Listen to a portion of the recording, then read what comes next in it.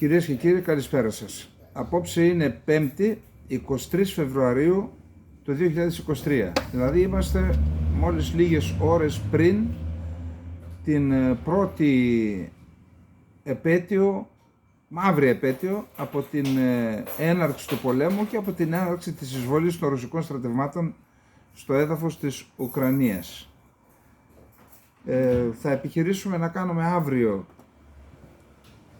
τις 24 Φεβρουαρίου δηλαδή, μία αποτίμηση της κατάστασης, έναν απολογισμό αν θέλετε, και να προσπαθήσουμε να κάνουμε και κάποιες εκτιμήσεις που είναι εξαιρετικά δύσκολο. Εδώ αποφασίζουν τα μεγάλα κεφάλαια. Εν πάση περιπτώσει, να περάσουμε στο πρώτο μας θέμα. Σύμφωνα με το Βρετανικό Υπουργείο Άμυνας, που έχει και καλή ενημέρωση, αλλά εκτιμώ ότι έχουν και καλές αναλυτικές ικανότητες. Οι Άγγλοι έχουν πραγματικά και δυνατό στρατό και δυνατές υπηρεσίες, για τον απλούστατο λόγο, διότι μετρούν περισσότερες εκατονταετηρίδες ιστορίας ως κράτος. Και είναι και ένα κράτος που τηρεί τις παραδόσεις, που πατάει πάνω στις εμπειρίες. Ξέρετε τη θέση μου για το ρόλο του στο κυπριακό και στα ελληνικά πράγματα του αγγλικού κράτους. Αυτό όμως δεν μας εμποδίζει να βγάζουμε και τα συμπεράσματα, να είμαστε αντικειμενικοί. Λοιπόν, σύμφωνα λοιπόν με το Βρετανικό Υπουργείο Άμυνας, που επιβεβαιώνεται, είδα και δύο άλλους χάρτες καταστάσεως, οι Ρώσοι έκαναν 90 επιθέσεις, επιθετικές ενέργειες ας πούμε, στο Μπαχμούτ, σε όλη την περίμετρο του μετώπου του Μπαχμούτ, και μάλιστα με βάση το Ουκρανικό Υπουργείο Άμυνας, οι Ουκρανικές δυνάμεις τις απέκρουσαν. Επίσης έχουμε επιθέσεις και στο Βουλεντάρ, και εκτιμούν οι Βρετανικές υπηρεσίες ότι θα επιχειρήσουν, μετά τους ισχυρούς βομβαρδισμούς στο Βουλεντάρ, είναι πλέον μια μικρή πόλη, μια μάζα με τσιμέντα είναι, την έχουν καταστρέψει με τους βομβαρδισμούς, να καταλάβουν το Βουλεντάρ. Και υπάρχουν και κάποιες πληροφορίες, όχι από τους Βρετανούς, ότι έσπασε το μέτωπο του Βουλεντάρ. Με βάση αυτά που έχω διαβάσει και γνωρίζω, στον Μπαχμούτ υπάρχουν υπόγειοι δρόμοι και θάλαμοι. Νομίζω βγάζουν και αλάτι, και ορυκτό αλάτι, που μπορεί να είσαι από πάνω, αλλά από κάτω ο άλλος ακόμα να μείνεται, όπως γινόταν στην Μαριούπολη. Εν πάση περιπτώσει, ενώ υπήρχαν φήμες ότι θα αρχίσουν, ότι επιδιώκουν την πρώτη επέτειο να έχουν μια μεγάλη επιτυχία, ότι θα αρχίσει η μεγάλη επίθεση, ναι, υπάρχουν επιθετικές ενέργειες. Είδα ότι και πάνω στην Κρεμίνα είχαν μια προέλαση οι Ρώσοι. Οι Ουκρανοί είπαν ότι δέχτηκαν την προέλαση, είναι στο βόρειο μέτωπο, αλλά στη συνέχεια είπαν ότι την απέκρουσαν και έκαναν τους Ρώσους να απιστοχωρήσουν. Ναι, υπάρχει αυξημένη επιθετική δραστηριότητα των Ρώσων, αλλά στοιχεία που θα μπορούσαν να μας πούνε ότι ναι, έχουμε μια μεγάλη επίθεση, δεν υπάρχουν. Κατά τα άλλα, είμαστε σε αναμονή της συγκέντρωσης των οπλικών συστημάτων που υποσχέθηκε η Δύση, και αναφέρουμε σε τεθωρακισμένα οχήματα μάχης και άρματα μάχης. Το προσωπικό, οι αρματιστές εκπαιδεύονται κυρίως στη Γερμανία. Είδα ότι η Πορτογαλία δίνει 3 Leopard, η Ισπανία 9, δηλαδή ήδη αυτά θα αρχίσουν να στέλνονται στην Γερμανία, στην Πολωνία, και εκεί θέλουν να μπαίνουν στην Ουκρανία για να συγκροτηθούν οι τεθωρακισμένες ταξιαρχίες, με τις οποίες αναμένεται τέλη Μαρτίου, αρχές Απριλίου η Ουκρανική αντεπίθεση, όπως έχει γραφτεί και έχει υποθεί. Λοιπόν, αυτά, δεν υπάρχουν άλλα, υπάρχει μια στατικότητα όπως είπαμε στα μέτωπα. Να πάμε στο δεύτερο θέμα μας. Το δεύτερο θέμα μας είναι το ρωσικό εσωτερικό μέτωπο. Είχαμε πει τις προηγούμενες μέρες βαρύτατες, είχαμε δει ότι υπήρχαν βαρύτατες κατηγορίες από τον Πριγκόζιν, τον ιδιοκτήτη της Βάγνερ, βαρύτατες κατηγορίες εις βάρος της στρατιωτικής ηγεσίας. Μάλιστα τους είχε χαρακτηρίσει και ως προδότες στην ουσία, και ευθέως και τον Υπουργό Άμυνας τον Σοϊγκού και τον αρχηγό του Γενικού Επιτελείου της Ρωσίας, τον Γκερασίμοφ.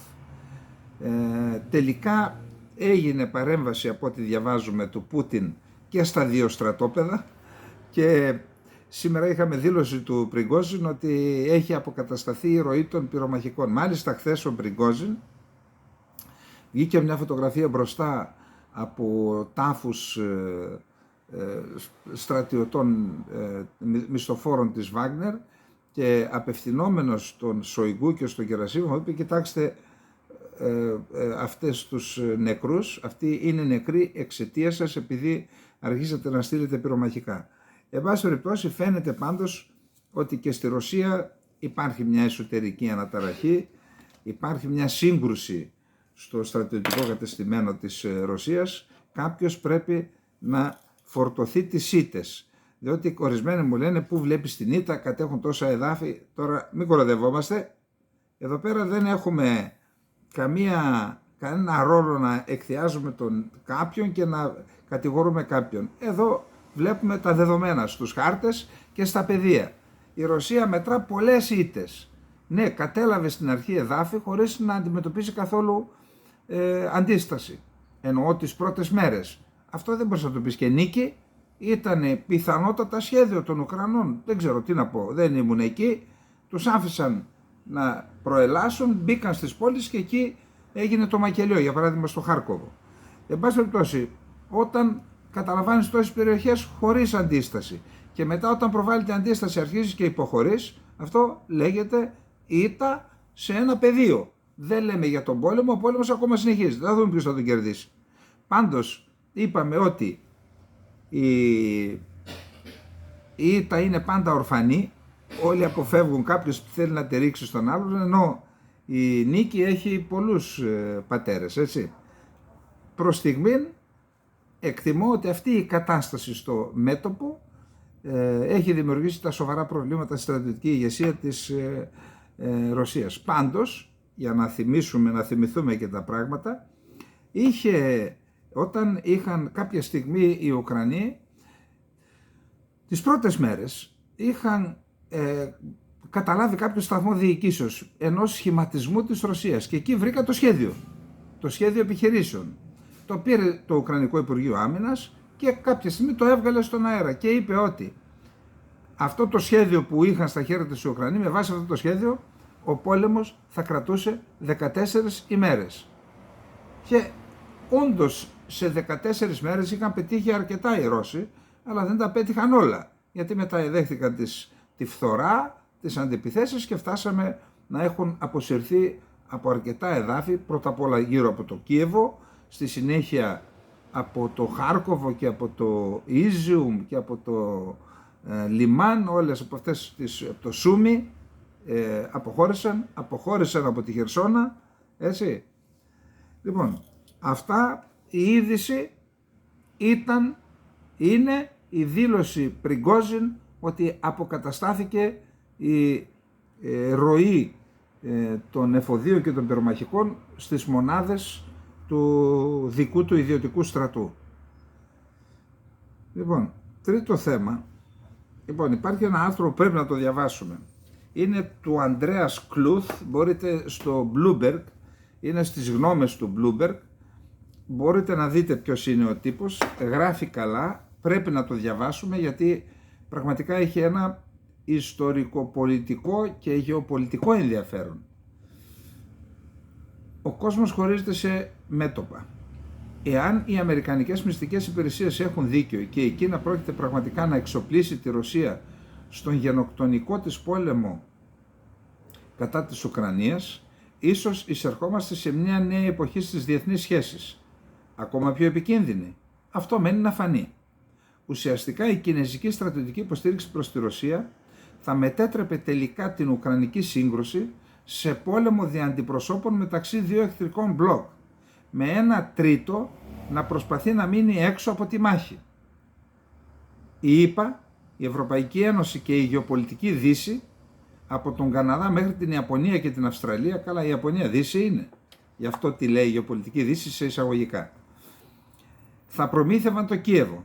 Η Κίνα, το Ιράν, η Βόρεια Κορέα, η Λευκορωσία και μερικοί άλλοι παρείες, ας τους ονομάσουμε Ανατολή, θα βοηθούσαν τη Μόσχα. εδώ μια παρατήρηση.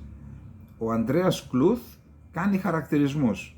Δεν είναι αντικειμενικός, εντάξει, αλλά εν πάση περιπτώσει έχει ωραία στοιχεία το άρθρο. Εν τω μεταξύ, οι περισσότερες άλλες χώρες, από την Ινδία μέχρι τη Βραζιλία και μεγάλο μέρος της Αφρικής, θα κινούνταν μεταξύ των δύο αυτών στρατοπέδων, πανινδρομικά. Σήμερα τις αποκαλούμε συλλογικά Παγκόσμιο Νότο. Στο παρελθόν αναφερόμασταν σε αυτές ως κίνημα των αδεσμεύτων. Οι μεγαλύτεροι από την ηλικία μου και πάνω θα το θυμούνται. Με επικεφαλή στην Ινδία και την πάλε ποτέ Ιουγκοσλαβία ή απλώς ως τρίτο κόσμο. Έναν όρο που αργότερα άρχισε να υποδηλώνει τις φτωχές χώρες, τριτοκοσμικές. Σας ακούγεται γνώριμο? Η παγκόσμια τάξη, η οποία φαίνεται να αναδύεται από τα ουκρανικά ερείπια, μοιάζει πολύ με εκείνη του ψυχρού πολέμου.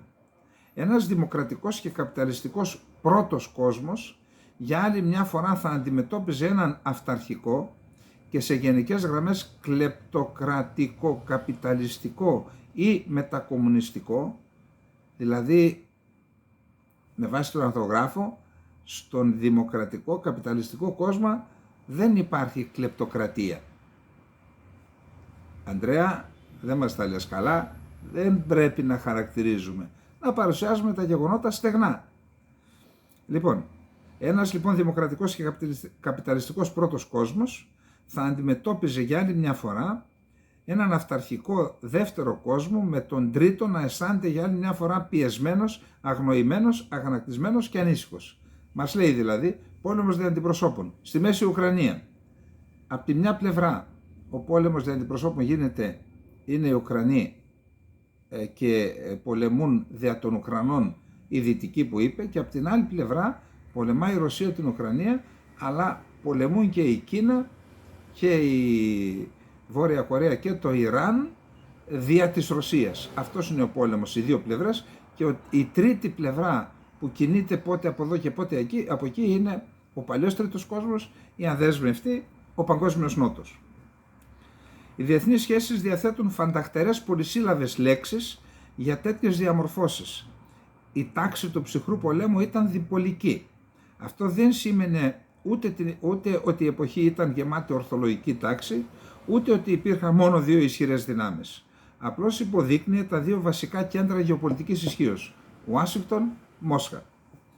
Η διάλυση της Σοβιετικής Ένωσης το 1991 φάνηκε να τερματίζει τον διπολισμό και να εισήγαγε μία νέα μονοπολική εποχή, η στιγμή, ανάλογα με την άποψή σας για την ανθεκτικότητά της.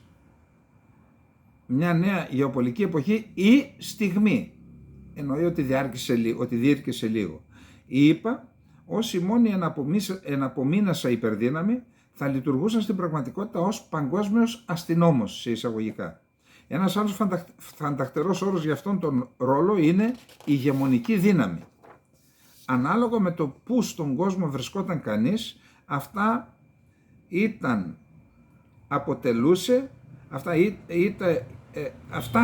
και αποτελούσε είτε υπέροχα είτε τα χειρότερα δυνατά νέα. Νέα εποχή. Σε κάθε περίπτωση πρόκειται για εφήμερη συνθήκη. Για τουλάχιστον την τελευταία δεκαετία, διπλωμάτες και μελετητές ένιωθαν σίγουροι ότι έχουμε προχωρήσει σε μια νέα εποχή. Δηλαδή έφυγε η εποχή της μιας ηγεμονικής δύναμης. Ο Ζωζέπ Μπορέλ, ύπατος εκπρόσωπος εξωτερικής πολιτικής Ευρωπαϊκής Ένωσης, την αποκαλεί σύνθετη πολυπολικότητα. Οι κύριοι συντελεστές αυτού του συστήματος, πιστεύει, είναι η ΗΠΑ, η Κίνα και η Ευρωπαϊκή Ένωση, με άλλες μεσαίες δυνάμεις να διαθέτουν χώρο για τη δικιά τους δράση, συμπεριλαμβανομένης της Ρωσίας, της Τουρκίας και της Ινδίας. Ενδιαφέρον είναι που βάζει τη Ρωσία μαζί με την Τουρκία και την Ινδία στην ίδια τάξη. Μακριά από το να είναι χαρούμενος με αυτή τη διαρρύθμιση, ο Μπορέλ ανησυχεί ότι μια τέτοια πολυπολικότητα κάνει στην πραγματικότητα δυσκολότερη μια πολυμερή τάξη που να βασίζεται σε κανόνες. Οι μελετητές των διεθνών σχέσεων μαλλιοτραβιούνται συχνά για το ποιο από αυτά τα τρία συστημικά μοντέλα ευνοεί περισσότερο τη σταθερότητα. Τα μονοπολικά προηγούμενα περιλαμβάνουν τη Ρωμαϊκή Αυτοκρατορία και τις Κινεζικές δυναστείες Τανγκ και Μινγκ.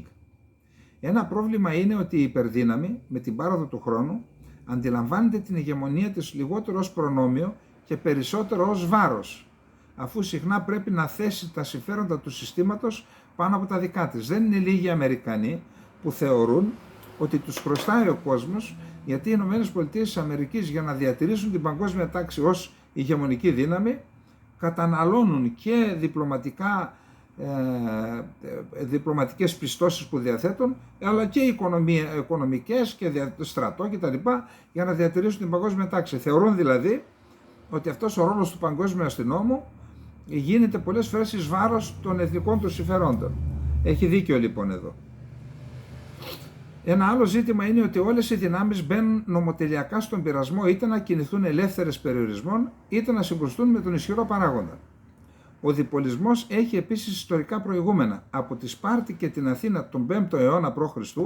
έως τη Βρετανία και τη Γαλλία το 18ο αιώνα μετά Χριστόν και φυσικά τη ΣΥΠΑ και τη Σοβιετική Ένωση τον 20ο αιώνα.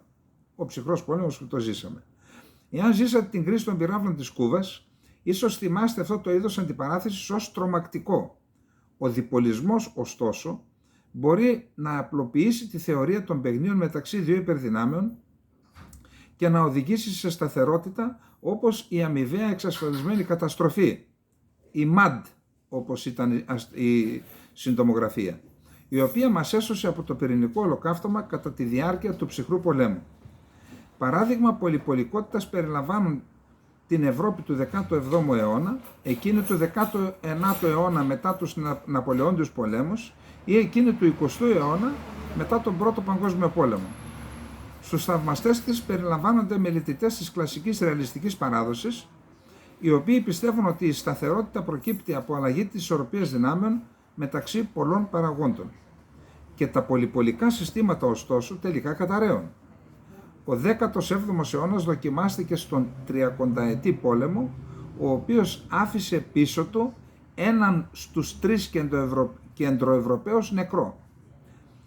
Η τάξη του Μεσοπολέμου του 20ου αιώνα, όπως διαμορφώθηκε, προσωποποιήθηκε στους Μουσολίνι, Φράνκο, Χίτλερ και Στάλιν.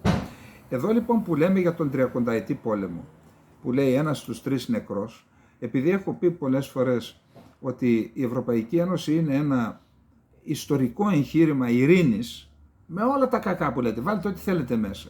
Αλλά το γεγονός ότι σε αυτήν την περιοχή, όπου σκοτώθηκε το 30% του πληθυσμού στον 30ετή πόλεμο, σήμερα δεν έχει πέσει ούτε μια σφαίρα μεταξύ των κρατών από τότε που ιδρύθηκε η Ένωση Χάλιβα και Άνθρακα, Ευρωπαϊκή Οικονομική Κοινότητα και Ευρωπαϊκή Ένωση, δείχνει πόσο σημαντικό είναι το εγχείρημα από πλευράς της διατήρησης της ειρήνης. Δηλαδή περνάει κανείς από τα σημερινά σύνορα Γερμανίας και Γαλλίας, δεν σε σταματάει κανένας και εκεί διαβάζοντας την ιστορία αντιλαμβάνεσαι ότι έχουν πέσει κορμιά εκατομμυρίων ανθρώπων. Ας τα θυμόμαστε αυτά. Ψυχρός πόλεμος. Άλλος ένας ψυχρός πόλεμος, υπό την προϋπόθεση ότι θα παραμείνει ψυχρός, δεν θα σήμαινε επομένως απαραίτητα το τέλος του κόσμου, απλώς και μόνο επειδή θα είχε γίνει διπολικός. Θα απαιτούσε ωστόσο νέες προσεγγίσεις τον 21ο αιώνα. Μια διαφορά είναι ότι το cast των χαρακτήρων έχει αλλάξει.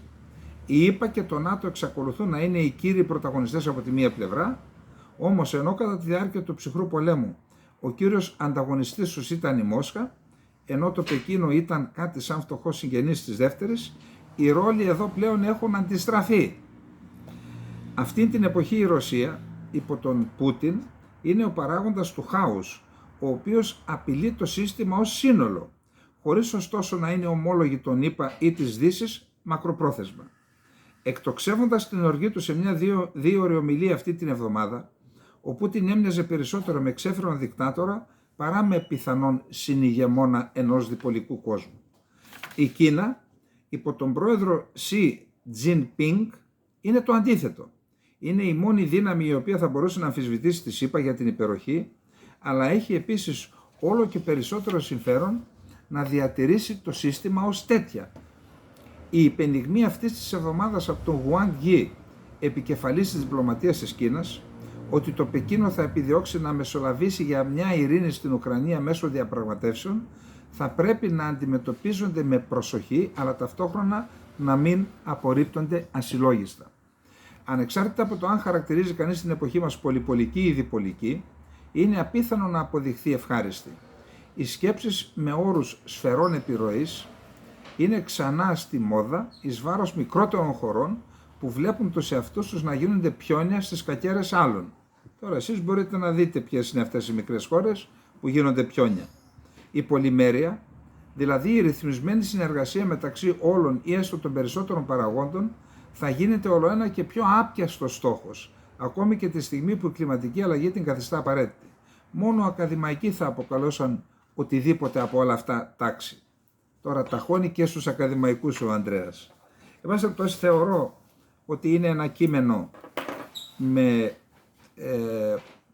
καλά ιστορικά στοιχεία, δηλαδή οι αναφορές που κάνει σε αντίστοιχα ιστορικά παραδείγματα από τον 5ο αιώνα π.Χ. στην Ρωμαϊκή Αυτοκρατορία, στις αυτοκρατορίες της Κίνας και μέχρι τις μέρες μας, θεωρώ ότι είναι χρήσιμες. Πιθανόν πρόκειται για διαβασμένο άνθρωπο, μπορείτε να δείτε το βιογραφικό του. Λοιπόν, αυτό ήταν το τρίτο θέμα, άρα ο κόσμος σε δύο μέτωπα και σε ένα τρίτο σε ρόλο, όχι ακριβώς μπαλαντέρ, αλλά αυτό των αδεσμεύτων που έπαιζαν ένα ρόλο κυρίως στη Γενική Συνέλευση του ΟΗΕ. Αυτούς προσπαθούσαν να προσετεριστούν οι δύο μεγάλες δυνάμεις στις κρίσιμες ψηφοφορίες στη Γενική Συνέλευση του ΟΗΕ, ακόμα όμως και στο Συμβούλιο Ασφαλείας όταν είναι μέλη, μη μόνιμα μέλη του Συμβουλίου. Λοιπόν, το επόμενο θέμα είναι το φημολογούμενο ειρηνευτικό σχέδιο της Κίνας. Είπαμε ότι αύριο θα κάνουμε θα προσπαθήσουμε να κάνουμε ένα απολογισμό ενός έτους, αλλά ανάμεσα στους κερδισμένους, κερδισμένες δεν είναι μόνο οι Ηνωμένες Πολιτείες της Αμερικής. Κερδισμένο δεν είναι μόνο το ΝΑΤΟ από αυτόν τον πόλεμο. Κερδισμένη είναι και η Κίνα, η οποία από μία απόμακρη χώρα της Ανατολής διεκδικεί ρόλο ακόμα και να θέσει τέλος στον πόλεμο στην Ουκρανία, κομίζοντας μάλιστα και ένα ειρηνευτικό σχέδιο. Να δούμε τι έχει υποθεί για το θέμα αυτό και ανακοινήθηκε ή τέλος πάντων ήρθε στο προσκήνιο με την επίσκεψη στην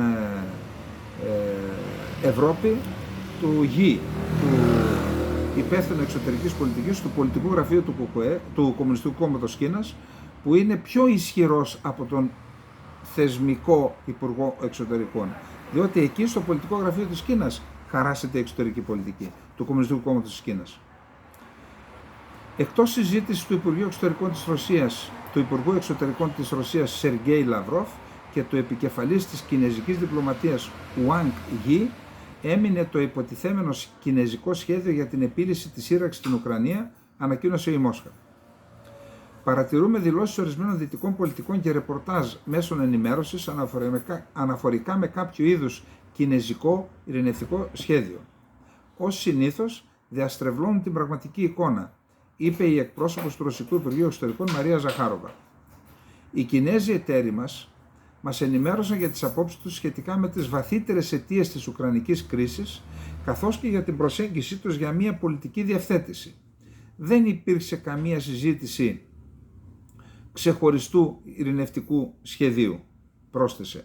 Συγγνώμη κυρία Ζαχάροβα, άμα συζητήσατε για την προσέγγιση τους για μια πολιτική διευθέτηση, αυτό δεν είναι σχέδιο ειρηνευτικό? Τι είναι? Νωρίτερα, ο Ουκρανός Υπουργός Οικονομικών, μιλώντας στο BBC, εξέφρασε την ελπίδα η Κίνα να ταχθεί με το δικό του μέρος στον πόλεμο κατά της Ρωσίας, με τον πόλεμο της Ουκρανίας δηλαδή.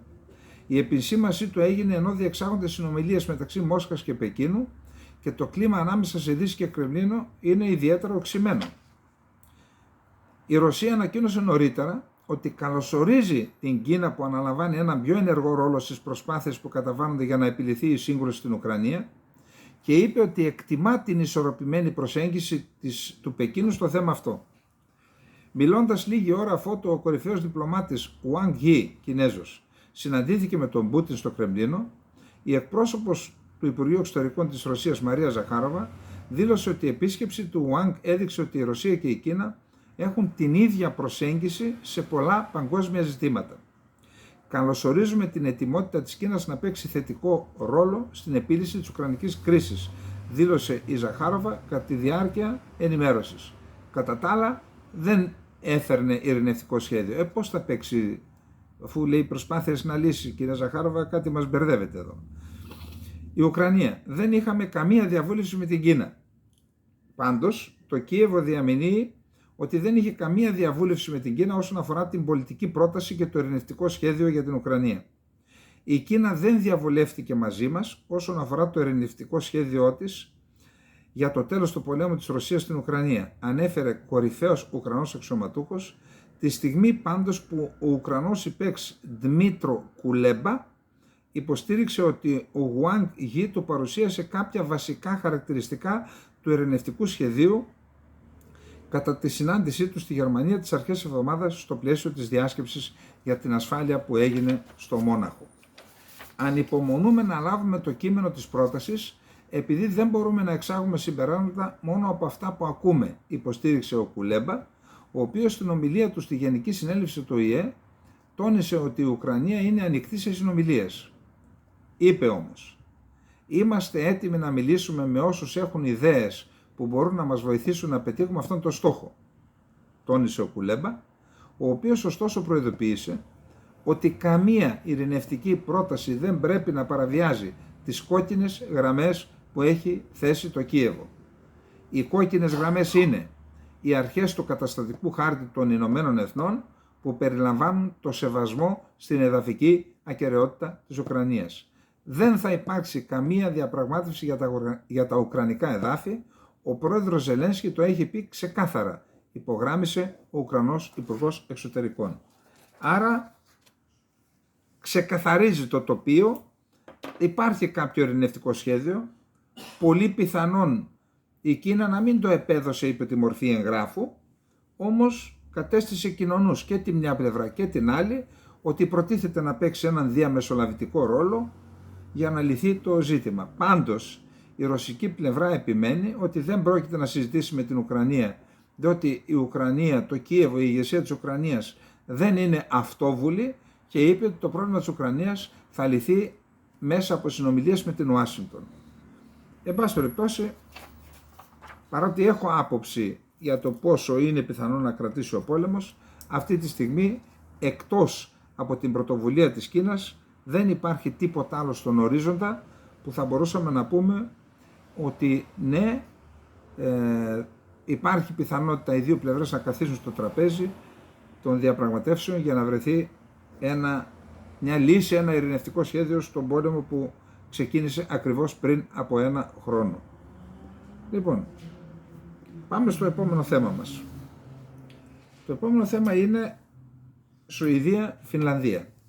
Είπαμε ότι σύμφωνα με την Deutsche Welle, που η Γερμανία, ξέρετε, είναι ο βασικός πυλώνας της Ευρωπαϊκής Ένωσης, οικονομικός και πολιτικός θα έλεγα. Ο στρατιωτικός είναι η Γαλλία, η οποία είναι και η μόνη χώρα της Ευρωπαϊκής Ένωσης που είναι και πυρηνική δύναμη αλλά και μόνιμο μέλος στον Οργανισμό Ηνωμένων Εθνών.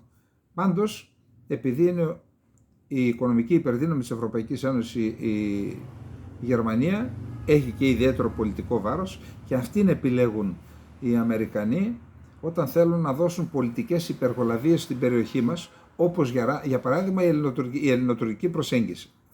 Για να γράψει λοιπόν η Deutsche Welle ότι μετά την επίσκεψη Blinken στην Τουρκία αλλάζει στάση η Τουρκία, ξεπαγώνει η τριμερής που γίνεται στο πλαίσιο του ΝΑΤΟ μεταξύ της Τουρκίας, της Σουηδίας και της Φινλανδίας, φαίνεται ότι η Τουρκία κάποιο παράθυρο άνοιξε.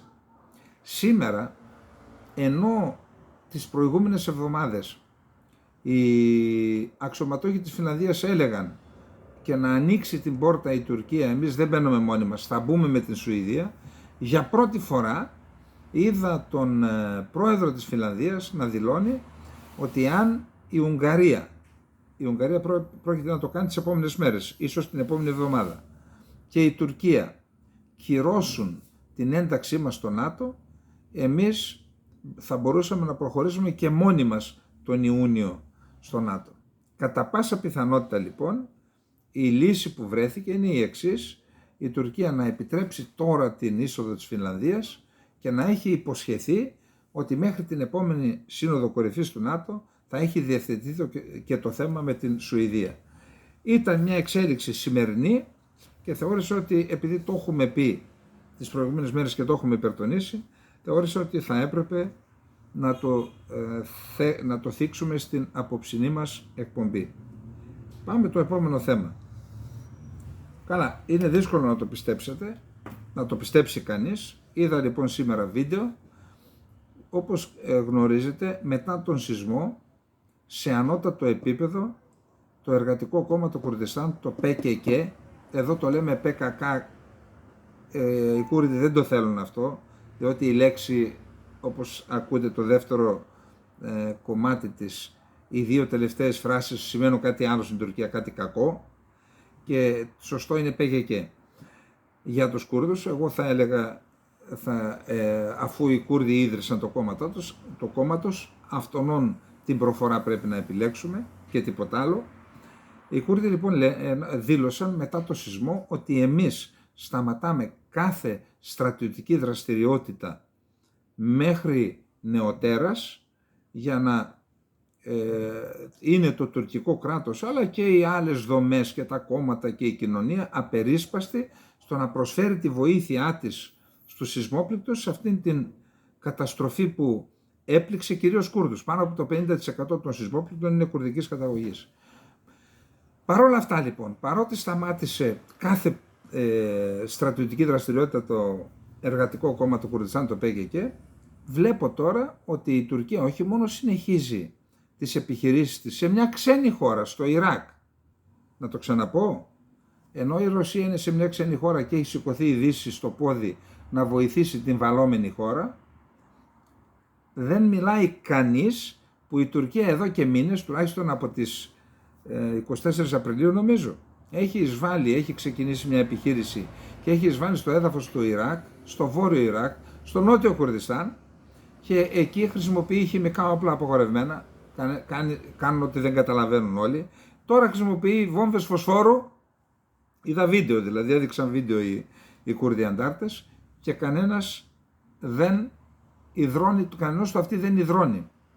Επίσης συνεχίζονται οι επιθέσεις στη Ροζάβα, στη βορειοανατολική Συρία, εναντίον αμάχων, δηλαδή στέλνουν από πάνω τα οπλισμένα ντρόν, βρίσκουν ένα αυτοκίνητο που πιθανόν είναι κάποιος δήμαρχος ή κάποιος πολιτικός παράγοντας, άμαχος, άοπλος, και τον σκοτώνουν. Δολοφονία δηλαδή. Γιατί τα αναφέρομαι αυτά? Ακούστε. Ναι, η Τουρκία με την Ελλάδα δεν τα βάζει τώρα. Είδαμε ότι έχει τραβήξει χειρόφρενο. Δεν έχουμε παραβιάσεις, εξ όσων γνωρίζω, από επανδρωμένα μαχητικά της Τουρκίας από F-16. Έχουμε από μη επανδρωμένα. Έχουν και αυτά τη σημασία τους. Αλλά, εν πάση περιπτώσει, η Τουρκία αυτή τη στιγμή είναι επικεντρωμένη με το ζήτημα το δικό της εκεί, με τον σεισμό. Παρόλα αυτά όμως, ο στρατός της συνεχίζει να χτυπάει και σε στρατιωτικό και σε πολιτικό επίπεδο, όπως θα δούμε στο επόμενο θέμα, να χτυπάει τους Κούρδους. Ο ρατσισμός λοιπόν και η βαρβαρότητα έχει πιάσει ταβάνι στην Τουρκία. Να δείτε τώρα λοιπόν τι συμβαίνει.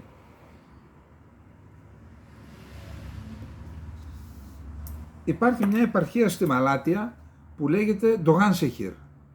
Αυτή η επαρχία κατοικείται σχεδόν από Αλεβίτες. Όλα τα χωριά είναι Αλεβίτες. Έδωσαν λοιπόν στοιχεία από ένα χωριό, το οποίο αυτό χωριό το είχε κτίσει ο Τζεβίτ. Υπήρχε ένα σχέδιο να κάνουν τα Κιόι Κεν Προζεσί, δηλαδή να κάνουν οργανωμένα χωριά σε σχέδιο πόλης, κάτι χωριατοπόλης, κάτι τέτοιο δηλαδή, και έχτισαν ένα χωριό εκεί στην επαρχία Ντογάνσεχιρ, και σε αυτό το χωριό μάλιστα, που εγκατέστησαν μόνο Αλεβίτες, διαβάζω το σχετικό άρθρο, έχτισαν και ένα τζαμί που είναι για Σουνίτες, και τοποθέτησαν και ημάμι, ο οποίος δεν πάτησε το πόδι του ποτέ εκεί, γιατί δεν πατάει κανένα στο τζαμί. Δηλαδή έχτισαν μέσα σε ένα αλεβίτικο χωριό, αντί να χτίσουν το Τζέμεβι, που είναι ο χορός λατρείας των Αλεβιτών, έχτισαν, αυτό είναι το τουρκικό κράτος. Αυτό. Τέλος πάντων, σε αυτό το χωριό γκρεμίστηκαν γύρω στα 300 σπίτια, και μέχρι που κατοικούν μόνο Αλεβίτες, και μέχρι στιγμής έστειλαν μόνο 13 σκηνές και καμία άλλη ανθρωπιστική βοήθεια. Αυτό πώς το ακούτε? Αυτό είναι καθαρός ρατσισμός. Δεν είναι μόνο αυτό. Το ίδιο κάνουν και στο Παζαρτζίκ. Το Παζαρζίκ είναι μια άλλη περιοχή γειτονική, στον γειτονικό νομό του Μαράς, η οποία είναι όλοι Κούρδοι Αλεβίτες, και εκεί όχι μόνο δεν πηγαίνει η κρατική βοήθεια, αλλά η βοήθεια και η ελληνική που γίνεται μεταξύ των Κούρδων, είτε Αλεβιτών είτε Σουνιτών, προς αυτές τις περιοχές, τη βάζει στο χέρι το τουρκικό κράτος, δεν επιτρέπει.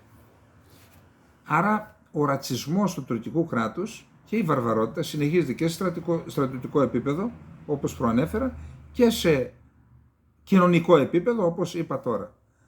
Τι άλλο συμβαίνει? Έχει ένα καταπληκτικό βίντεο, είναι κάποιος στην Αλεξανδρέτα, φαίνεται και από οι γκρίζοι λύκοι ξεχωρίζουν, τα μουστάκια τους κατεβαίνουν μέχρι εδώ κάτω. Και γιατί μοιάζουν με το μισοφέγγαρο της τουρκικής σημαίας ή και της σημαίας των γκρίζων λύκων. Ο άνθρωπος λοιπόν είναι έτσι αυτός και λέει, τρίτη-τέταρτη μέρα του σεισμού, εγώ λέει είμαι γκρίζος λύκος, είμαι στην οργάνωση. Μέχρι στιγμής κανένας από την οργάνωση δεν φάνηκε να μου δώσει ένα ποτήρι νερό, ένα κομμάτι ψωμί. Μόνο αριστερούς λέει βλέπω, οι οποίοι έχουν έρθει εδώ και δείχνουν την αλληλεγγύη τους. Και είναι περίεργο, λέει, αυτούς μας έμαθαν να τους αποκαλούμε τρομοκράτες. Μόνο Κούρδοι και αριστεροί λέει φέρουν βοήθεια. Αυτό λοιπόν είναι ένα σοβαρό πολιτικό πρόβλημα στην Τουρκία και ο Ερντογάν αυτό το πρόβλημα προσπαθεί να το αντιμετωπίσει με κατασταλτικές μεθόδους εν μέσω πολέμου. Δηλαδή κάθε κοινωνική αλληλεγγύη που δεν είναι ελεγχόμενη από το κόμμα του ή από το κράτος, την αρπάζει το κράτος και την κάνει κρατική. Υπάρχουν και κανένα δυο μη κυβερνητικές οργανώσεις, τις οποίες σας απείλησαν. Λέει, ποιοι είστε εσείς, πάτε να υποκαταστήσετε το κράτος? Μα το κράτος δεν λειτουργεί. Και η κοινωνία βρίσκει αυτούς τους διάβλους για να στείλει βοήθεια στους ανθρώπους. Και εκεί ακόμα το κράτος φρενάρει. Αυτό είναι το τουρκικό κράτος. Να μην γελιούνται αυτοί στο Υπουργείο Εξωτερικών, να μην παρασύρονται ότι άλλαξε κάτι και ότι έχουμε ελπίδα. Εξ ανάγκης, στην ανάγκη φιλοτιμία ποιούμενοι οι Τούρκοι, θα ρίξουν τους τόνους, θα γίνουν πιο κατευναστικοί, πιο μιλήχοι κτλ. Μέχρι να. Αλλά μέχρι να, εμείς να συνεχίσουμε να ετοιμαζόμαστε και όταν θα, να βρουν αυτό που δεν περιμένουν μπροστά τους. Πάμε λοιπόν στο επόμενο θέμα τώρα.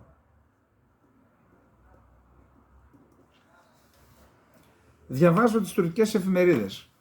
Ειλικρινά, δεν υπάρχουν λόγια να το περιγράψει κανείς. Διαβάζοντας σήμερα τη Χουριέτ, νόμιζα ότι αν ήμουν Τούρκος θα έπρεπε να βγάλω το συμπέρασμα, αν διάβαζα μόνο τη Χουριέτ, τη Σαμπάχ, την Μιλιέτ και τη Γενή Σαφάκ, να βγάλω το συμπέρασμα και να πω τι καλά που έγινε ο σεισμός και θα έχω καινούριο σπίτι με τηλεόραση έγχρωμη, Smart TV, με ψυγείο, με πλυντήριο και με ηλεκτρική κουζίνα. Αφού θα μας τα δώσουν όλα αυτά, αυτός ο καλός άνθρωπος, ο ηγέτης, καλά που έγινε ο σεισμός. Ειλικρινά, αυτήν την εικόνα δίνουν. Δηλαδή δεν έχουν καμία συναίσθηση της τραγωδίας που βιώνει αυτή τη στιγμή ο κόσμος, 10 εκατομμύρια άνθρωποι σε αυτή την περιοχή. Προπαγάνδα, προπαγάνδα, προπαγάνδα. Το κυριότερο, θα το δείτε παρακάτω, έχω μεταφράσει ένα άρθρο του Μουράντ Γετκίν. Έχουν κλείσει τις τηλεοράσεις, κοπανάνε πρόστιμο για τόσες μέρες κλειστές, έχουν κλείσει εκατοντάδες λογαριασμούς. Απαγορεύεται η πρόσβασή τους στα μέσα κοινωνικής δικτύωσης από το εξωτερικό, από το Βόρειο Ιράκ, από το Νότιο Κουρδιστάν. Δημοσιογράφοι τους κλείνουν για να μην λένε την αλήθεια στον κόσμο. Αυτό το κράτος λοιπόν δεν γίνεται να συνεχιστεί, να συνεχίσει να υπάρχει. Και δεν μπορεί, το έλεγα σήμερα σε μια κυρία η οποία κατάγεται και από τη Συρία, αντικαθεστωτική είναι, και όταν είπα ότι ο Ερντογάν είναι χειρότερος από τον Άσαντ, δεν της άρεσε. Όταν λοιπόν της έβαλα τα πράγματα κάτω, μου λέει έχεις δίκιο, απλά λέει ο πατέρας Άσαντ ήταν πιο σκληρός. Εντάξει, το ξέρω, ήταν πιο σκληρός, είχε κάνει τη σφαγή της Χάμα των Σουνιτών, αλλά εν πάση περιπτώσει αυτό είναι το κράτος το γενοκτονικό. Αυτό. Λοιπόν, το τελευταίο, για το 8ο θέμα μας, ο Ερντογάν πήγε στο Οσμάνιε. Το Οσμάνι είναι ο νομός καταγωγής του συγκυβερνώντος κόμματος, του ηγέτη του συγκυβερνώντος κόμματος των Γκρίζων Λύκων, του Ντεβλέτ Μπαξελή. Και εκεί, από τηλεοράσεως, εκτόξευσε βαρύτατες ύβρις εναντίον του Κιλισδάρογλου. Τι τυποτένιος, τι αχρήος, τι απίστευτες ύβρις εναντίον του. Γιατί? Διότι του ασκεί κριτική. Δείχνει, σας είπα και χθες, ο Ερντογάν δείχνει πότε δεν είναι καλά. Δείχνει ότι δεν είναι καλά. Αλλά το τι θα γίνει σε πολιτικό επίπεδο θα το δούμε σε λίγο. Να περάσουμε λοιπόν τώρα να δούμε τι λέει ο Μουράντ Γετκίν. Έχω κάνει μια εισαγωγή εγώ. Λοιπόν, ο Ερντογάν τα πρώτα 24 ώρα του καταστροφικού σεισμού τα έχασε στην κυριολεξία. Αυτή η ενός ενδρός αρχή που δημιούργησε ήταν παράλυτη τις 2 πρώτες ημέρες, πλήττοντας την εικόνα που είχε το κράτος, που είχαν για το κράτος οι πολίτες. Έπληξε επίσης και την εικόνα που είχε δημιουργήσει ο ίδιος και το κόμμα του για τον εαυτό του. Μάλιστα, μέχρι την παραμονή του σεισμού το αφήγημα ήταν το εξής. Ο Ερντογάν είναι ένας παγκόσμιος ηγέτης, η Τουρκία είναι ένα πανίσχυρο κράτος που παίζει ρόλο στη διαμόρφωση της παγκόσμιας τάξης και στην πορεία των θεμάτων που αφορούν την παγκόσμια κοινότητα. Αυτά. Και τα 2 κατέρευσαν με το σεισμό. Και ξέρετε, επειδή δεν είναι καλά, τι φταίει ο Ερντογάν? Ποιος φταίει? Όλος ο κατασκευαστικός τομέας δικός του είναι. Αυτός έδωσε στον κατασκευαστικό τομέα την άδεια να κλέβει σίδερο και τσιμέντο και να έχουμε αυτή την εικόνα. Δεν έγιναν αυτόματα αυτά. Δικό το επίτευγμα σε εισαγωγικά είναι. Για όσους προσπαθούν να τον υπερασπιστούν είτε στην Ελλάδα, είτε στο εξωτερικό, είτε στην Τουρκία. Και εγώ δεν απευθύνω κατηγορίες άδικες εναντίον του. Και τα 2 λοιπόν κατέρευσαν μετά το σεισμό. Εκείνες τις ώρες του πανικού, ο Ερντογάν και οι επιτελείς του άρχισαν να σκέφτονται την αναβολή των εκλογών για 1 χρόνο, να τις κάνουν δηλαδή 31 Μαρτίου μαζί δημοτικές και εθνικές εκλογές, με το εξής σκεπτικό: να κατασκευαστούν δεκάδες χιλιάδες κατοικίες σε 1 χρόνο, να τις παραδώσει ο Ερντογάν στους δικαιούχους και να ξανακερδίσει τις εκλογές. Να φανεί δηλαδή και στους δικαιούχους και στην Τουρκία ότι σε 1 χρόνο έκλεισε τις πληγές που μπορούσαν να κλείσουν από το σεισμό. Όμως μετά τα πρώτα 24 ώρα επικράτησαν δεύτερες σκέψεις, τις οποίες συνοψίζει σε άρθρο του ο δημοσιογράφος Μουράντ Γετκίν, που ανήρτησε στην ιστοσελίδα του, το άρθρο του οποίου το μετέφρασα εγώ. Ακολουθεί η μετάφραση. Ο Ερντογάν αλλάζει τακτική μετά το σεισμό. Θα προσπαθήσει να παρουσιάσει τις δαπάνες που γίνονται για τους σεισμόπληκτους και τη βοήθεια που θα προσφέρει το κράτος ως ενέργειες του κόμματος Δικαιοσύνης και Ανάπτυξης και δικές του. Η αλληλουχία των σεισμών που συγκλώνησαν την Τουρκία και προκάλεσαν το θάνατο δεκάδων χιλιάδων ανθρώπων ανάγκασαν τον Ερντογάν να αλλάξει την προεκλογική του τακτική. Τόσο η εντύπωση που δόθηκε από τους κυβερνητικούς κύκλους στην Άγκυρα, όσο και οι τελευταίες κινήσεις του Ερντογάν δείχνουν ότι ετοιμάζεται να εντάξει τις δραστηριότητες του κράτους για τις επισκευές και την ανοικοδόμηση των κτηρίων που κατέρευσαν από το σεισμό στην προεκλογική εκστρατεία του κόμματός του. Αυτή η τακτική βασίζεται σχεδόν εξ ολοκλήρου σε μεθόδους διαχείρισης επικοινωνίας και δημιουργίας πεποίθησης στην κοινή γνώμη, με συνθήματα που οι απελπισμένοι θέλουν να πιστέψουν ότι μόνον εγώ μπορώ να το φτιάξω και θα το φτιάξω σε 1 χρόνο, εννοεί ο Ερντογάν. Αυτή την εντύπωση θέλει να δώσει. Οι λόγοι αλλαγής της τακτικής. Αυτή η αλλαγή τακτικής βασίζεται σε συμπεράσματα των κύκλων εξουσίας που μπορούν να συνοψιστούν ως εξής. Πρώτον, η ατζέντα της Τουρκίας είναι πλέον ο σεισμός. Εάν δεν υπάρχουν σημαντικές άλλες εξελίξεις, η πολιτική ατζέντα θα παραμείνει ο σεισμός και αυτό δεν αλλάζει. Δεύτερον, τα σημάδια της ανοργανωσιάς στην αντιμετώπιση του σεισμού. Η έλλειψη προετοιμασίας και η αποδιοργάνωση της υπηρεσίας εκτάκτων αναγκών στην έναρξη των εργασιών τις πρώτες ώρες του σεισμού χρεώθηκαν από την κοινή γνώμη στο ΑΚΠ, όπως και η καθυστερημένη εμπλοκή του στρατού στις προσπάθειες διάσωσης, αν και ήταν έτοιμος από την πρώτη στιγμή. Τρίτον, το επιχείρημα της απειλής των ξένων δυνάμεων κατέρευσε. Οι ενισχύσεις που έφτασαν από χώρες όπως η Ελλάδα, η Αρμενία και το Ισραήλ, τις οποίες οι ψηφοφόροι του ΑΚΠ και του ΜΕΧΑΠ θεωρούσαν εχθρικές, εξάλειψαν την πιθανότητα η εξωτερική πολιτική της Τουρκίας να βασιστεί στην εχθρότητα προς αυτές τις χώρες. Τέταρτον, ζημιά στην οργάνωση του ΑΚΠ. Οι επαρχιακές και περιφερειακές διοικήσεις του ΑΚΠ ήταν σαν να μην υπάρχουν στην περιοχή του σεισμού. Οι βουλευτές φοβούνται να βγουν δημόσια εξαιτίας πιθανών αντιδράσεων του κόσμου. Πέμπτον, έλλειμμα στον προεκλογικό προϋπολογισμό. Πριν από το σεισμό, οι αυξήσεις που είχαν υποσχεθεί στους συνταξιούχους θα ήταν μια προεκλογική επένδυση. Ωστόσο, τώρα υπάρχει προϋπολογισμός που πρέπει να διατεθεί για την αντιμετώπιση των συνεπειών του σεισμού. Εννοείται ότι το ΑΚΠ επικεντρώνεται στην εκμετάλλευση αυτού του γεγονότος και να παρουσιαστεί όλη αυτή η διαδικασία όχι σαν δουλειά του κράτους, αλλά σαν δουλειά του κόμματος. Τα χρήματα που θα δοθούν να πιστωθούν στο ΑΚΠ. Η αποκατάσταση των σεισμοπαθών ως προεκλογικός προϋπολογισμός. Εδώ να δείτε τι γίνεται. Ο Ερντογάν ανακοίνωσε τη δεύτερη μέρα του σεισμού ότι 100 δισεκατομμύρια λίρες από τον προϋπολογισμό θα χρησιμοποιηθούν για την επούλωση των πληγών του σεισμού. Κρατικά λεφτά. Υπάρχουν θέματα ελέγχου στη χρήση των πόρων που διατίθεται από τον προϋπολογισμό. Δεν μπορεί να τα κάνει ό,τι θέλει δηλαδή. Θα υπάρχουν θεσμικοί έλεγχοι. Ωστόσο, αυτά τα θέματα των ελέγχων δεν υπάρχουν στα λεφτά που έχουν χορηγηθεί με δωρεές. Προσέξτε τι έκανε. Έκαναν έναν τηλεμαραθώνιο, μάζεψαν 115 δισεκατομμύρια λίρες Τουρκίας, δηλαδή πιο πολλά από αυτά που θα δώσει ο κρατικός προϋπολογισμός, από τα οποία όμως τα 86 δισεκατομμύρια δόθηκαν από κρατικές εταιρείες, επιχειρήσεις, τράπεζες. Γιατί έγινε αυτό? Γιατί αυτά τα λεφτά ο Ερντογάν θα μπορεί να τα χρησιμοποιήσει όπως θέλει, χωρίς έλεγχο. Γι' αυτό μου είπε προχθές ένας Τούρκος πολίτης που σας είπα για το 1 εκατομμύριο που έδωσε ένας Έλληνας εφοπλιστής και τον είδε ο Ερντογάν, λέει τον είδε για να πάρει τα λεφτά, θα τα φάει αυτός. Αυτό λοιπόν τώρα λέει και ο Μουράτ Γετκίν. Αυτά τα 115 δισεκατομμύρια θα τα διαθέσει όπως θέλει αυτός και θα τα παρουσιάσει ότι είναι δικό του έργο όσα ξοδευτούν. Κάποια θα πάνε στο γνωστό δρομολόγιο, ξέρετε. Προσέξτε τώρα. Η ανέγερση κατοικιών για τους σεισμόπληκτους είναι καθήκον του κράτους.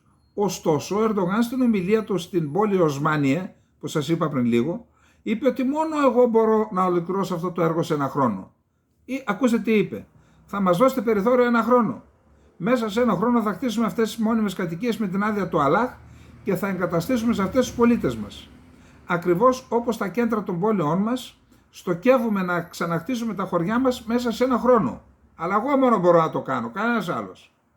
Είναι προφανές ότι σε ένα χρόνο δεν μπορούν να κατασκευαστούν κατοικίες για να εγκατασταθούν εκατοντάδες χιλιάδες πολίτες, τη στιγμή που υπολογίζεται ότι πρέπει πρώτα να απομακρυνθούν 230 εκατομμύρια τόνοι συντριμμιών, μπάζα δηλαδή που λέμε.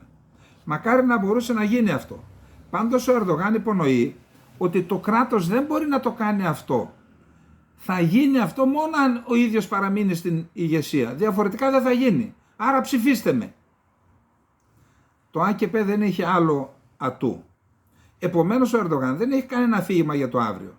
Θα κάνει τις τελετές θεμελίωσης για μόνιμες κατοικίες, θα εγκαινιάσει εργοστάσια σκυροδέματος και προκατασκευασμένες κατοικίες στην περιοχή, θα τα κάνει με δικές του κατασκευαστικές εταιρείες χωρίς διαγωνισμό, θα χρησιμοποιήσει δημόσιους πόρους, αλλά θα προσπαθήσει να τα παρουσιάσει όλα αυτά ως έργο δικό του και του κόμματός του. Δικές του εταιρείες κατασκευαστικές, αυτές που είναι υπεύθυνες δηλαδή για τους θανάτους. Αυτό θα το παρουσιάσει στη ζώνη του σεισμού και στην υπόλοιπη Τουρκία ως ένα έργο που μόνο εγώ θα μπορούσα να το κάνω. Αυτά λέει. Αυτή είναι η σύνοψη της νέας του τακτικής. Πριν από το σεισμό, το ΑΚΠ δεν είχε να επικαλεστεί τίποτα άλλο εκτός από τις ηγετικές ικανότητες του μεγάλου ηγέτη Ερντογάν και τις επιτυχίες τώρα αυτά τα χρόνια. Αυτό ήταν το αφήγημα. Τώρα το ΑΚΠ δεν έχει να επικαλεστεί κάτι πέρα από το μεγαλείο του Ερντογάν, όμως ελπίζει ότι ο πρόεδρος Ερντογάν θα προσπαθήσει να ξεφύγει από μια καταστροφή δαπανώντας χρήματα του προϋπολογισμού επωφελία του κόμματός του. Οι ενοχλητικές φωνές. Ο Ερντογάν επιτίθεται εναντίον των πολιτικών του αντιπάλων με ύβρις, ενώ ασκεί πίεση και στα ενοχλητικά ΜΜΕ. Το μέλος του Λαϊκού Ρεπουμπλικανικού Κόμματος στο Εθνικό Ραδιοτηλεοπτικό Συμβούλιο, ο Καν Κονουράλ, δήλωσε ότι στη συνεδρίαση της 22ης Φεβρουαρίου, χθες δηλαδή, η πλειοψηφία του ΑΚΠ ΜΕΧΑΠ στο Διοικητικό Συμβούλιο ανακοίνωσε ότι ετοιμάζεται να επιβάλλει πρόστιμο σε κανάλια και διαδικτυακές εκπομπές, κυρίως στο Fox TV, το Haber Turk, που είναι φιλοερδογανικό, αλλά δεν μπορεί να μιλάει την αλήθεια, στο Halk TV, που είναι κυρίως των Αλεβιτών, και στο Telebir, που δείχνουν τις ελλείψεις στις προσπάθειες ανακούφισης των σεισμοπαθών και αμφισβητούν την ποιότητα των κατασκευών. Πώς τολμάτε να το κάνετε? Οι εκπομπές του εξίσου Λουκ διακόπηκαν χθες το απόγευμα, το κόψαν. Οι εξελίξεις δείχνουν μια σκλήρυνση προς τα ΜΜΕ, που τείνει αυτή η σκλήρυνση και η πίεση να αυξάνεται σταδιακά. Αυτή είναι λοιπόν η σύμμαχός μας Τουρκία, αυτό είναι το κράτος που λέγεται Τουρκία, για το οποίο δεν μιλάει κανένας. Λοιπόν, αυτά λοιπόν και για την Τουρκία. Νομίζω ότι είδαμε αρκετά σημαντικά πράγματα και να πάμε στο τελευταίο θέμα μας, που είναι τα ελληνοαμερικανικά, και κυρίως το Olympia Forum έκανε πραγματικά μία σημαντική εκδήλωση στην Αλεξανδρούπολη, όπου μίλησαν σημαντικές προσωπικότητες, πραγματικά. Και ήταν το Φόρουμ της Ανατολικής Μακεδονίας και Θράκης. Και αυτό είναι σημαντικό. Μια πολύπαθη περιοχή, η οποία έχει πολλά παράπονα από το κεντρικό κράτος, και σωστά έχει πολλά παράπονα. Στο παρελθόν έγιναν κάποιες προσπάθειες να γίνουν εργοστάσια εκεί, δόθηκαν φορολογικές απαλλαγές, αλλά δεν ήταν θεσμικά κατοχυρωμένα αυτά τα μέτρα. Πολλά εργοστάσια έμειναν κουφάρια. Κάτι έχει μείνει πάντως. Για παράδειγμα η Sunlight, το εργοστάσιο με τις συσσωρευτές, που θεωρείται παγκοσμίως πρωτοποριακό, είναι στην Ξάνθη. Η μπύρα Βεργίνα είναι και αυτή πάνω. Έχουμε μερικές βιομηχανίες. Εν πάση περιπτώσει όμως η περιοχή έχει τα παράπονά της και σωστά τα έχει. Το γεγονός λοιπόν ότι βρίσκεται στο επίκεντρο όχι μόνο του ελληνικού, αλλά του διεθνούς ενδιαφέροντος, έστω και με αυτόν τον τρόπο, είναι σημαντικό για την περιοχή. Εκεί λοιπόν μίλησαν, εκτός των άλλων, ο κύριος Μενέντες και ο κύριος Πάγιατ. Να δούμε λοιπόν τι είπαν και ο ένας και ο άλλος.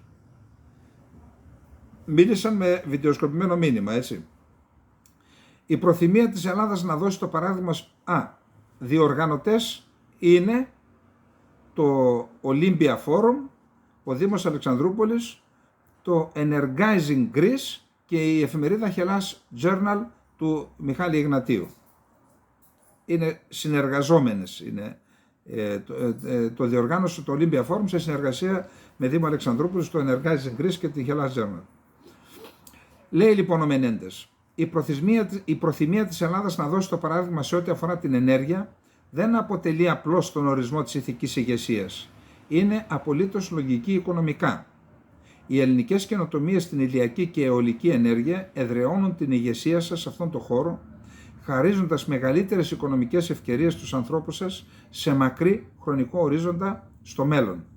Η χώρα σας δείχνει στον κόσμο πως η υιοθέτηση της καθαρής ενέργειας σας βάζει στην αιχμή της καινοτομίας. Αλλά υπάρχουν ακόμα περισσότερα που πρέπει να γίνουν.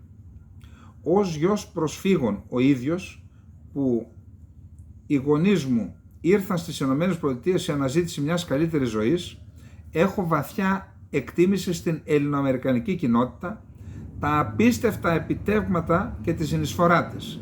Αυτήν την οποία εδώ τα κόμματα δεν στάθηκαν ικανά να έχουν μία ενιαία άποψη για να μπορούν να ψηφίζουν οι άνθρωποι που αγωνίζονται για το καλό της Ελλάδας.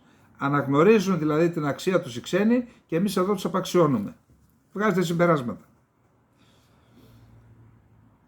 Αυτός είναι ο λόγος για τον οποίο τόσο μεγάλο μέρος της νομοθεσίας που εισηγήθηκα και ψήφισα στη θητεία μου στο Κογκρέσο έχει επικεντρωθεί στην ενίσχυση του δεσμού μεταξύ των δύο εθνών μας. Σημείωσε ως παράδειγμα το νομοσχέδιο Eastern Mediterranean Security and Energy Partnership Act, που επιτρέπει την ανάδειξη ενός νέου ενεργειακού κέντρου, το οποίο θα δώσει όθηση στην πορεία της περιοχής προς τις ανανεώσιμες πηγές ενέργειας, αλλά και το νομοσχέδιο για την ελληνοαμερικανική αμυντική και διακοινοβουλευτική εταιρική σχέση, που βοηθά στην επέκταση μιας ήδη ισχυρής συμμαχίας. Ο Αμερικανός γερουσιαστής ανέφερε ακόμα πως έχει μιλήσει με την Υπουργό Ενέργειας των ΗΠΑ Τζένιφερ Γκράνχολμ για συγκεκριμένα σχέδια που θα συμβάνουν προς αυτή την κατεύθυνση και δεσμεύτηκε πως θα συνεχίσει να ασκεί πίεση ώστε να διασφαλίσει πως υπάρχουν σχέδια σε εφαρμογή, προσπάθειες που θα ωφελήσουν την ασφάλεια, καθιστώντας την περιοχή λιγότερη εξαρτημένη από ορυκτά καύσιμα από τη Ρωσία και από άλλα απολυταρχικά καθεστώτα. Την Τουρκία εννοεί, αλλά δεν το λέει. Όπως έλεγε ο Τζανετάκος. Αλλά δεν το λέω. Ας συνεχίσουμε παρεπιπτόντως. Νομίζω ότι σε δεύτερο ρόλο αυτός ο άνθρωπος έπρεπε να είχε τιμηθεί. Ήταν καταπληκτικός, παρότι ήταν ο καρπαζοής πράκτορας. Νομίζω ότι σε εκείνη την ταινία ένας έξυπνος βλάκας, δεν ξέρω ξυπνάκιας πώς λεγόταν, με τον Σταυρίδη, τον Δημήτρη Παπαμιχαήλ και τον τον Τζανετάκο, νομίζω ότι ήταν ίσως από τους καλύτερους ρόλους της καριέρας του. Εκεί νομίζω λέει το αλλά δεν το λέω. Ας συνεχίσουμε λοιπόν μαζί να χτίζουμε πάνω σε όσα έχουμε ήδη πετύχει. Να φέρουμε μεγαλύτερη ασφάλεια και ευημερία στην Ανατολική Μεσόγειο και στην περιφέρεια Ανατολικής Μακεδονίας και Θράκης. Αυτά είπε ο Μενέντες, ο Πάγιατ. Λοιπόν, ευχαρίστησε και αυτός για την πρόσκληση, εξέφρασε την ευχαρίστησή του για το πόσο σημαντικό ρόλο διαδραμάτισαν τα ενεργειακά θέματα και ο ρόλος της Ελλάδας ως ενεργειακού κόμβου κατά την πρόσφατη επίσκεψη του Αμερικανού Υπουργού Εξωτερικών Άντονι Μπλίνκεν στην Αθήνα. Σε ό,τι αφορά την εικόνα που παρουσιάζει ο διαρκώς εξελισσόμενος ρόλος της Ελλάδας στον ενεργειακό τομέα, πρόσθεσε ότι δεν υπάρχει τίποτα πιο μεταμορφωτικό από αυτό που συμβαίνει σήμερα στην Αλεξανδρούπολη. Αναφέρθηκε στον αγωγό ΤΑΠ και αναφέρθηκε και στο ρόλο που έπαιξε για να έχει η Ευρώπη φυσικό αέριο αυτόν τον δύσκολο χειμώνα που υπήρχε η διακοπή του ρωσικού φυσικού αερίου. Αυτό πρόσθεσε, διασφάλισε ενθεκτικότητα στην Ευρωπαϊκή Ένωση και επέτρεψε στην Ευρώπη να πλοηγηθεί επιτυχώς κατά τον χειμώνα, δείχνοντας ταυτόχρονα στο Κρεμλίνο ότι δεν στέφθηκε με επιτυχία προσπάθεια να χρησιμοποιήσει την ενέργεια ως όπλο για να διασπάσει την διατλαντική κοινότητα και να μειώσει την αλληλεγγύη προς τους Ουκρανούς. Εδώ έκανε και μια αποκάλυψη τώρα για να δούμε, θα το χρησιμοποιήσουμε αύριο αυτό, ποιος είναι κερδισμένος. Μια άλλη σημαντική παράμετρος της δυνατότητας της Ευρώπης να διαφοροποιήσει τις ενεργειακές πηγές της ήταν και το αμερικανικό LNG, υγροποιημένο φυσικό αέριο, που οι Αμερικανοί παραγωγοί μπόρεσαν να μεταφέρουν ανταποκρινόμενοι στις ανάγκες που προέκυψαν από την κρίση στην Ουκρανία. Βάσει στατιστικών, είπε ο κύριος Πάγιατ, οι ΗΠΑ έστειλαν στην Ευρώπη πάντο από 70 δισεκατομμύρια κυβικά, BCM τα λένε, LNG, όγκο διπλάσιο σε σχέση με το προηγούμενο έτος και μεγάλο μέρος αυτών των φορτίων διήλθε μέσω Ελλάδας. Δηλαδή διπλάσιο όγκο, ίσως με διπλάσιες ή υπερδιπλάσιες τιμές, φανταστείτε δις που εισέρευσαν στα ταμεία αυτών των εταιριών. Μάλιστα, η εξαγωγική δυναμική των ΗΠΑ ως προς το LNG εκτιμάται ότι οδεύει προς αύξηση κατά περίπου 50% μέχρι το 2025 βάσει των αδειοδοτημένων και υποεξέλιξη προγραμμάτων. Μαζί με το Κατάρ, οι ΗΠΑ θα παραμείνουν ένας από τους δύο μεγαλύτερους εξαγωγείς LNG στα επόμενα χρόνια και φυσικά αυτό συνδέεται με τον σταθμό της Αλεξανδρούπολης που είναι μία ακόμα σημαντική παράμετρος της ανθεκτικότητας που η Ελλάδα οικοδομεί για την νοτιοανατολική Ευρώπη. Αυτά λοιπόν είπε ο Πάγιατ, είπε ότι ο πόλεμος θα τελειώσει, ότι θα ιτηθεί η Ρωσία και έδωσε γενικώς τα εύσημα στην Ελλάδα για το ρόλο που παίζει για να έχει ενεργειακή επάρκεια και σταθερότητα η Ευρώπη. Τώρα πολύ γρήγορα να διαβάσω τι έστειλε ένας φίλος σχόλιο. Αξιότιμε κύριε Καλυτερίδη, ως τακτικότατος ακροατής σας και παρόλο που δεν συμφωνώ πάντα μαζί σας, για παράδειγμα θεωρώ ότι δυστυχώς οι εξανιστάμενοι σεισμόπληκτοι είναι κυρίως Κούρδοι, Αλεβίτες, Ασσύριοι και όχι μυρολάτρες Τούρκοι, που ακόμα και τώρα προσκυνάνε Ερντογάν και συνεπώς οι εξανιστάμενοι δεν είναι αντιπροσωπευτικό δείγμα για το τι συμβαίνει με τα σεισμικά στη γείτονα. Σας ευγνωμονώ πρώτον για τα ελληνικά σας που μας μαθαίνετε, δεύτερον για την αντικειμενική ενημέρωση, τρίτον για τον πατριωτισμό που εμπνέεται σε όλους μας, τέταρτον για την ειλικρίνειά σας και εύχομαι να σας δίνει ο Θεός χρόνια πολύτιμης εθνικής προσφοράς. Όμως, με βάση την αρχή άρνηση, θέση, σύνθεση, έχω να παρατηρήσω ότι υστερείται στη σύνθεση. Πιο συγκεκριμένα, συμφωνούμε νομίζω όλοι στην άρνηση, το κράτος μας πολλές φορές δεν είναι σοβαρό και δεν είναι δημοκρατία.